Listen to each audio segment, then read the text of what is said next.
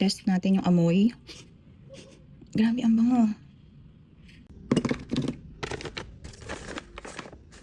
Thank you, Shorty Bake. Unboxing. Ito na ako. Yes, naman.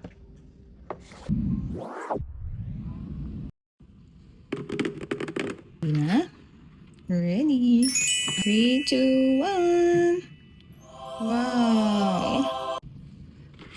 Okay, so tapos na tayo mag-photoshoot at grabe, takam na takam ako habang binibidyohan at pinipicturean ko to. Kasi sobrang bango na niyan. So I hope, tingnan natin kung sa amoy lang ba siya or what.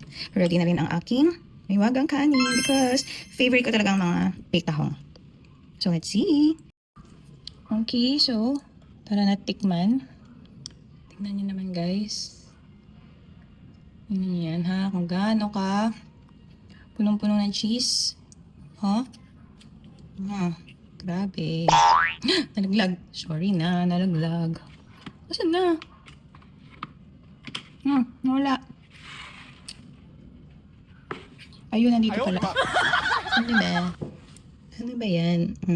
Wow. Grabe. Oy. Cheese na cheese.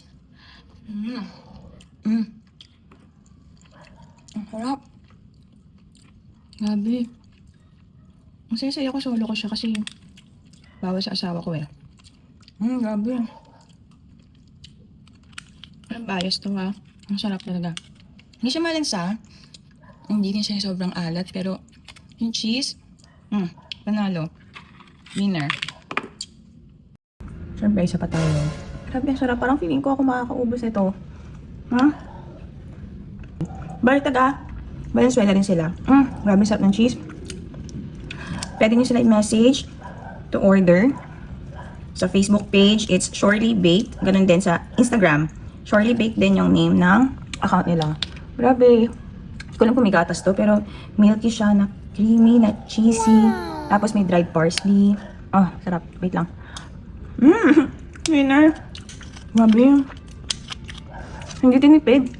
Ang daming cheese. So, ano guys, ready na, kakain na muna ako. Ha?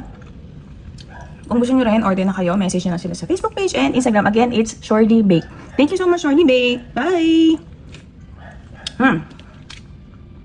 Tingnan nyo, Grabe. Puro cheese. Ang daming cheese. Tapos, ang laki rin ng ang laki rin. Muscles. Tahong. Grabe. Kakain na muna ako guys. Totoo na to. Kasi yung kanin ko, kanina pa naghihintay. Tapos, iinom na rin ako ng gamot. Pero grabe, ang saya-saya ko. Thank you again, Shorty Bake. Yung lamang. Bye!